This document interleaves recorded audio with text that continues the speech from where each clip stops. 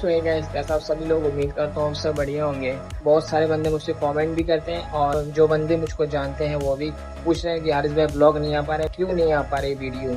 मैं आप लोगों को बता दूं कि जब से मेरे फेक फॉलोअर्स बढ़ाए हैं किसी ने, तब से मेरी रीच बहुत ज़्यादा डाउन जा रही है। जितने भी वीडियो मैं पोस्ट कर रहा हूँ सिर्फ उस पर व्यूज़ भी अच्छे नहीं आ रहे और रीच दिन पर दिन डाउन जा रही है। इससे मैं बहुत ज़्यादा डिमोटिवेट हो गया था, इसलिए मैं वीडियो बनाने नहीं जा पा रहा था।